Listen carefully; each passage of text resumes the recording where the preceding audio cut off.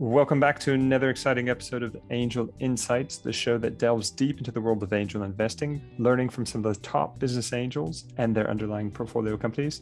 I'm your host, Tom Britton, co-founder of SyndicateRoom, creators of the Axis Venture Fund, and a special shout out as always to the team at Master Investor for helping us put this show on. Let's get into the episode. So today I'm delighted to welcome Mac Conwell to the show. Mac, it's a pleasure to have you here. It's great to be here, Tom. Thank you for the invite. I'm really excited for the conversation, man. Oh, you didn't have to say that. I feel like we've known each other a while, if I can say that, but actually it's only been about a year. I think I reached out to you on Twitter because I saw some of the comments you were making. I think you had just joined Twitter, to be honest. Like you hadn't been that active, at least. Yeah. And I saw some of the comments. I was like, wow, he's got it. He's going to blow up. And, fast forward a year, you've launched your own fund. You've got, 15,000 followers on Twitter, somewhere around there. A huge following, and you're just sharing knowledge to infinity, man. So yeah, really, really is a pleasure to have you. For those who don't know a bit about you and your background, and before we can talk about your fund specifically, I was wondering if you'd take us a little bit through what you were doing before you got into investing, and then what got you into investing. A little bit about me, my background. From Baltimore, studied computer science, was a government contractor with a top secret clearance supporting the Department of Defense here. Did that for several years. 2010 started my first company. Didn't know what a startup was, didn't know what a VC was, didn't know what networking was, which is me and two of my best friends who were all engineers. They made me CEO because I was the only person that didn't mind talking to people. 4.5 years, 2 accelerators, and a pivot later. We sold that IP to a division of a Fortune 100 company, which was really cool. I started another company after that, put a new team together. That company didn't work out, so I had a win and a loss. Having a failed company sucks. Happy to talk about that. And then I ended up in a marketing firm for a year because I just needed to get a job and get a paycheck again and have stability in life. And so as an entrepreneur, like most entrepreneurs, if you ever get to the point where you start pitching to investors, we all feel like we could be investors, right? I've never met an entrepreneur who was like, yeah, I couldn't do that. Most entrepreneurs, once they start talking to VCs, they're like, I could do that, or I want to do that one day. I was no different. I was the exact same. Investing is easy. So. Yeah, of course. It's like I know how to find good companies. It's actually really, really, really hard. Like any other entrepreneur, I was the same way. And I didn't have a pathway. I didn't know a pathway there. And oddly enough, I was working at this marketing firm, and they ended up getting a client that I didn't agree with ethically. So in principle, I quit. When at the time I quit, I didn't have any plans. I didn't know what I was going to do next. I didn't know anything. I just knew I couldn't work there. And so I quit on a Friday, and the very next Monday, I got an email from the investment arm of the state of Maryland saying they were hiring. And so one of my advisors from my first company actually worked there. So I call him. I'm like, hey, I see this call. You're hiring. Do you think I have a shot? Here's the other thing. I don't have a college degree because I dropped out. I don't have a finance background. But I'm a startup guy. I know how to build startups. I've done 2. I've sold 1. I've helped other companies. I could do this, right? And he said, we're doing things differently. It's worth a shot. You should give it a shot. And so that meant in my mind, I had the job. So, of course, I applied. I got all these letters of recommendation. They interviewed me for 4.5 months. And then they invite me to lunch. So I'm like, I've never had a job invite me to lunch. So I figure, this must be cool. Good things are happening. I show up for lunch and they're like, hey, Mac, it's great to see you. Just want you to know you don't have the experience we're looking for this job. And I'm like, well, why are we here? And then they went to go and say, but we really like you. And, we feel like you could add a lot of value. So we've created this new junior position in-house and was wondering, would you be willing to take it? And so they literally created a junior position to bring me on staff. And they paid me less money than I'd ever made in my professional career. And I didn't care because this was how I was going to break in the venture. So that's how I got it.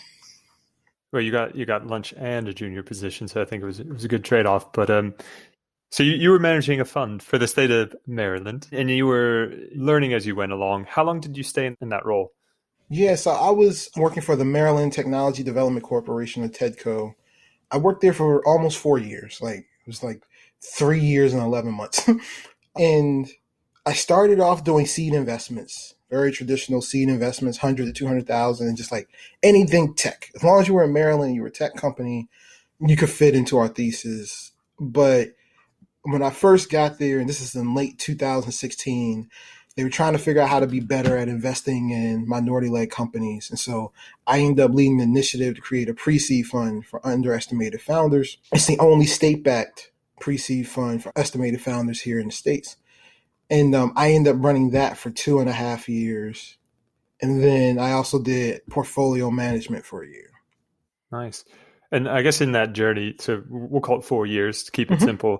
At some point in time, you realized, you know what, I should just be doing this for myself. Like, what was that moment? Like, was it they weren't doing enough? Was there a gap in the market you spotted, or what made you want to branch off and start your own fund? My goal had originally been to go there, get some learnings, and go get a job at a bigger fund, get a real paycheck, get all the cool stuff that people say VCs do. But one founder in particular, this woman creating a dryer for wigs and hair extension, the only one of its kind. She was this Black woman from Baltimore building a product in a really unique market, something that you don't see every day, with a really truly original idea. And I watched her struggle for 3 years to not get any kind of support. And that included support from, the pre-seed fund that I'm managing. It was really hard for me to see like other people weren't seeing the opportunities I was. And then as I'm talking to other managers at other funds and seeing how other funds work, like even if I got a job at a fund, short of being a GP somewhere, even if I saw a real opportunity in the company, didn't mean I could help them get funded. And that was really frustrating. And then that one woman in particular ended up becoming a surrogate mother to raise the money to start building her prototype. And I was like, all right, this is it. Like, I can't do this. Like, I'm not going to sit by and watch another amazing founder in a unique market with true opportunity not get a shot. Shout out to her, Shauna Stepp Jones, the founder of a company called Divaneering Labs, who actually just launched her website, Meet Spundle. No, happy with that shout out. I hope she goes on to do really well. Let's come back to your own fund for a second. You can hear in your voice the frustration with not being able to help, particularly when you see such a good opportunity. Even if you were working for a bigger fund or besides becoming a GP, what steps have to be taken for funds to open up to these opportunities? It's going to take time. A couple things need to happen, right? Like, you need to have just a more diverse workforce in venture, because there are going to be companies that are going to be built with initially within niches that can grow to much larger, that are going to start off with some kind of cultural competency, right? And so if you do not have that cultural competency in-house, it becomes difficult. Even for us at Rare Breed, I have a few venture fellows and some friends of the fund who are all Gen Zers. They're super young. They get to see all the coolest stuff. And one of the companies we invested in is a company called Monet Dating, and it's a Gen Z dating app. There is no world in which I would ever find, discover, think about, or want to play with a Gen Z dating app. It's just not something I would ever do. And it's an app for Gen Zers who are dating, but the way you make connections is through, you have to do a drawing. So you have to make a drawing to connect with somebody, right? That's cool. But I had members on my team who were telling me like, hey, Mac, have you heard of this really cool app? I love it. I've been spending hours on it. I'm like, what are you talking about? This doesn't make any sense to me. But it's because I had young people on my team who I empower to really source and be part of the decision-making process, that I was able to see the value in a company like that, right? Like, if I don't have those members on my team and I see this company, I'm probably ignoring it. I'm like, do we really need a dating app? Like, is drawing this picture really that much of a differentiator? Like, I don't know. But then when I have these Gen Zers around me who are giving me this advice and they're like counseling me, I'm learning so much more.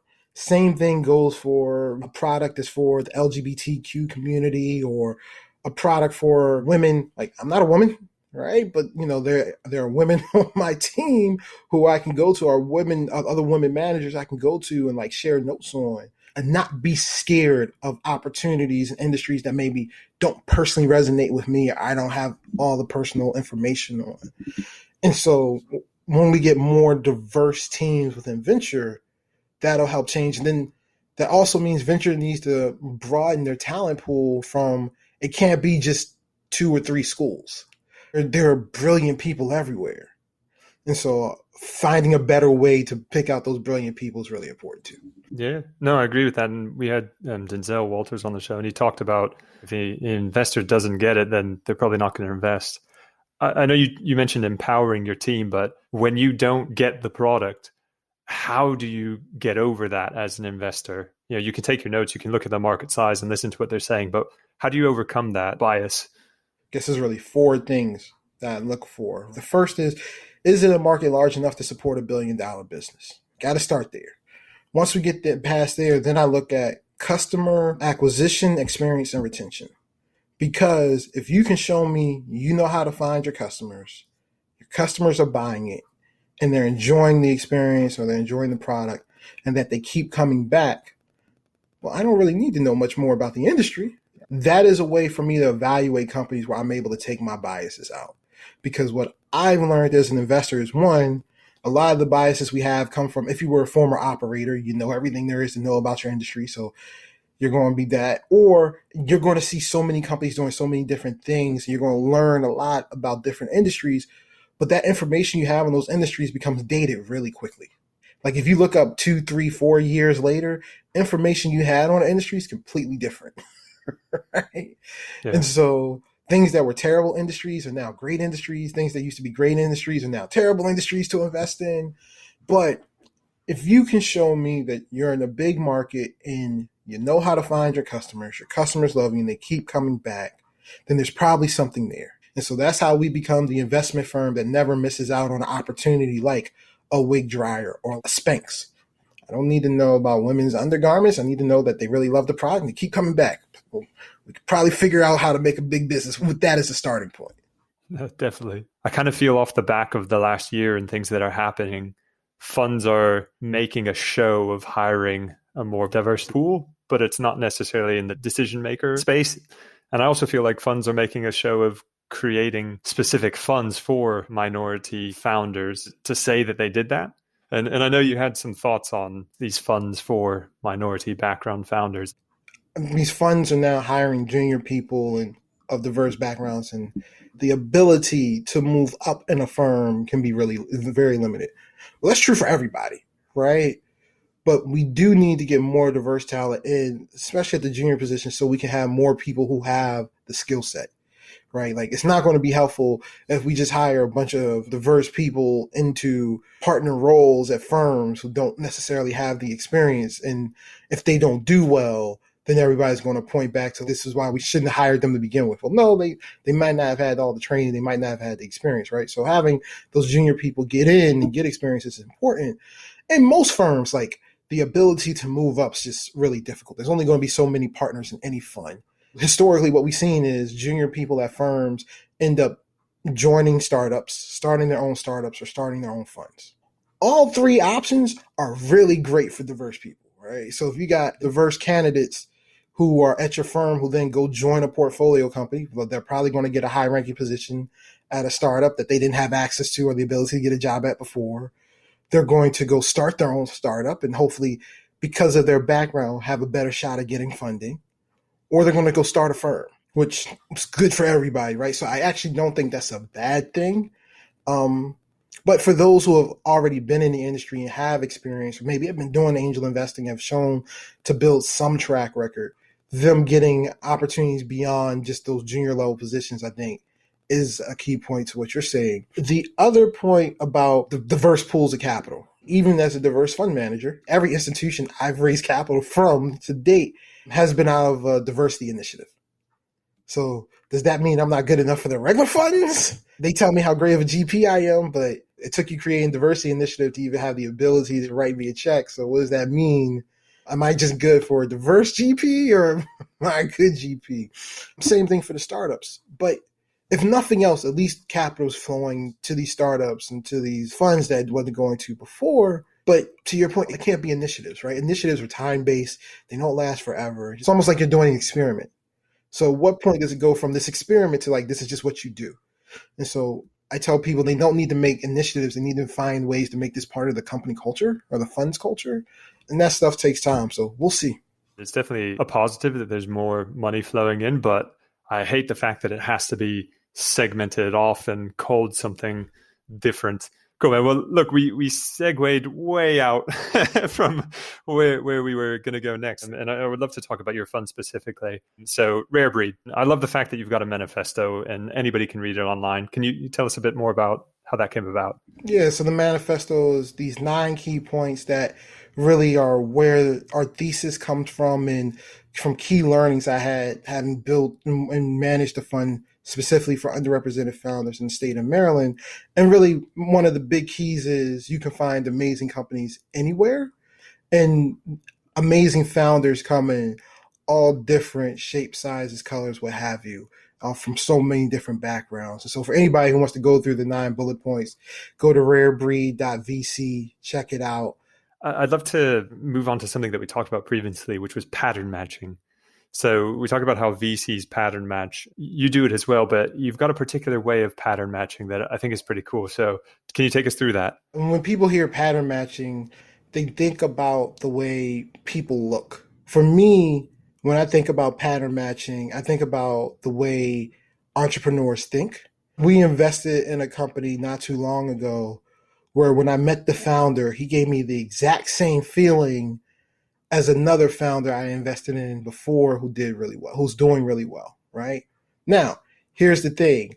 One was a 17-year-old black kid from Baltimore. The other one was a 19-year-old Asian kid in San Francisco. Nothing much similar about them, their backgrounds, the way they grew up, but the level of intelligence that they had and the sophistication in which they talked about the problems they were solving and the kind of companies they wanted to build were so striking to me, so strikingly similar, that was like, yeah, no brainer. I got to do this, right? And so when I think about pattern matching, it's more about the business model and the way the entrepreneur is attacking customer acquisition and thinking through the solution they want to build and the company they want to build. That's really what I'm matching for. So you talked about two very different founders, but also in two very different locations. And one thing that we talk about is the power of network, right? And traditionally, when you think about a network, you think about from the angel side, like a group of people that physically meet up and they're in one area, or even if they meet virtually, they're kind of spread out. But you've kind of taken networking to a different level. Your network is everywhere, and you've become quite good at using social media and other channels for networking. Talk me through how you found these two different companies, because they were found very differently. So interestingly enough, the first company, the black kid in Baltimore, I was speaking at a really small incubator locally, and he happened to be there looking for clients because he called himself a growth hacker. He was trying to find people to do work for, right? So that was amazing. And then on the flip side, the Asian kid in San Francisco, I met him through another VC that I know who was one of his mentors and said, he's really thinking about something really cool. You should talk to him. And so one came from me being out in the community, talking to people, meeting people. The other one came from a network. And that shows how VC should do it, where it's not just relying on your network. You should have multiple strategies on the way you source deals. And so for me, I try to source deals from everywhere I can. And so I'm very active and I'm hunting for deals, and I'm growing a large network, and that network is also sending me great deals. And so between me doing it myself and me using my network, I'm able to see some really unique things. And for the one that you invested in San Francisco, you'd mentioned to me that you'd never met the other VC. It was just a Twitter connection that you built up online and you were talking to each other. And I don't think you've ever met the founder either. So it was very much all done virtually, which I think is the way more and more deals are going to be done going forward. And I think that's awesome. Moving on from networks, I want to talk a little bit about kind of lessons learned and being a first-time GP, because you're a first-time solo GP. You're learning a lot of things as you go. Building the plane on the way down, I think, is how Reid Hoffman describes it. But what have been some of the biggest lessons you've learned in your time setting up Rare Breed? Number one, you already know fundraising's hard. Everybody tells you fundraising's hard, but fundraising is really hard. Yeah. Right? That was like number one, fundraising is really hard. Well, on that note, though, congrats, though, because I know that you recently hit your first close, and which was 5 million, and now you're at, I think it's 7. Yeah, we're at 7 million, so we got 3 more to go to get to a goal of 10. We're also raising on the 506c, everybody, so we can publicly solicit. So don't come at me. But yeah, fundraising is really hard. 2, differentiating is really hard. Every new fund thinks they have this amazing new differentiated thesis until you start like getting out there and pitching. It's almost like being a founder. You think you're so differentiated until you realize you're not, right? So No. differentiating yourself can be really, really difficult in this space. And three was to be a little flexible in our strategy, right? Like day one when we were launching, like this is the strategy, what we're going to do. And once you get into it and start deploying capital, the actual ebbs and flows in the market may force you to reconsider some things in your strategy to prevent you from missing out on deals or missing out on the new dynamics in the market. Very cool. And you obviously have, I'll call it an agenda, but not in a bad way. We've talked about a bit more about what you want to do with it, but what keeps you going? Like what keeps you at the fundraising? And you've had 2 companies that you've set up on your own. You've been through a lot, getting jobs, getting a paycheck that's suboptimal to learn the business. And now you're at a stage where you've got the experience, you've set up the fund, you're at 7 million, but you're still grinding away. What keeps you going? It's the founders that keep me going, right? It's the amazing founders that I get to support and back, and specifically the founders who their companies don't exist today without me and my team being there to support them. There's nothing like that. There's nothing in the world like it. Hypothetical, right? So fund 5 closes, however far in the future that is, fund 10, whatever it may be. When you decide to kind of take a step back from the day to day, what do you want your legacy to be? What's going to look like progress to you? What's going to look like success? I want my legacy to be that we built a large multi-stage venture firm based here in Baltimore, Maryland, that helped propel a new generation of entrepreneurs in VCs and fund managers that look and think differently than those who came before me. And if I can take a step back and be able to see that, then I'd have done what I set out to do. I love that. I feel cheesy switching to a quickfire question after that, but I've got to do it. As you know, just let me know the first thing that comes to mind. What's the best book that you've read recently? Any genre, business or not? The best book I've read recently is a book called Why Should All the White Guys Have All the Fun? It's the autobiography of Reginald F. Lewis, a gentleman who was originally from East Baltimore who went to start a private equity firm and became a billionaire. Amazing book. So it's a book that I should have read much earlier in life, but finally got to listen to the audio book recently. Great book. This is a first. I've not heard of that book, and I'm going to have to add that to my list. So second quickfire question. What tech trend are you most interested in at present? We talked about things being hot and cold, but what gets you going right now? Fintech's interesting. Everybody's talking about blockchain and NFTs, but I'm really excited for innovations happening in the beauty and hair space. We have some really cool beauty and hair companies that we're investing in. And so I'm really excited to see that just because those are industries where we haven't seen innovation on the physical product side in a long time. So I'm excited to see what's coming out in the near future. And I know you mentioned blockchain and that you've got a company that you've recently invested in that's doing something with blockchain. You want to talk about them a little bit? Yeah, so it's a company called Matrix. What they do is they allow for people to basically buy into their favorite esports team or esports player or Twitch person. So using crypto to now support or be a part of your favorite esports teams. Really cool stuff. Something really excited for. Got some really cool growth going on. So everything's an asset now. So the ability to invest in any and everything is kind of a thing. Nice. And then the last question, so you touched upon it a little bit, but what is it about working with the startups that you find most rewarding? It's seeing them succeed. It's helping them break through those walls or those barriers that they may not have saw coming or they didn't know how to get around, and being able to help them move beyond that. It's so rewarding to see people's dreams come to life and see those dreams help and support other people in very meaningful ways. I mean, it's no better job. No, I agree with you on that. So with the benefit of hindsight, what's the one key thing you would have liked to have known at the start of your journey into VC that would have made the difference?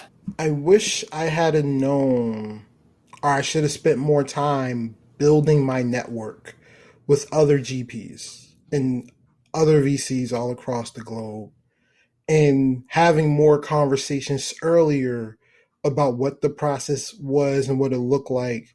One, to break in the venture, and two, to start a fund. The lack of a network was the biggest thing holding me back when I got started. And so I had to grow that. And Twitter was amazing for that. But if I don't have Twitter, I don't have a fund. And that's because I don't have a network. I wish I had spent more time earlier building that network. I'd been much further along. I think that's a shout out to Jack Dorsey. So cool, man. Look, it's been an absolute pleasure having you on the show. So I wanted to say thank you for the time. And just to repeat, for anyone that wants to follow you or read more or invest, where should they go? What should they do? If you want to invest, go to rarebreed.vc. There's a button you can click to become an LP. You must be an accredited investor. And if you want to get in touch with me or follow me on Twitter at Mac Conwell, MacConwell. Follow him. It is worth it. I promise you, a wealth of knowledge. And with that, I'll say thank you and have a great rest of your week, my friend.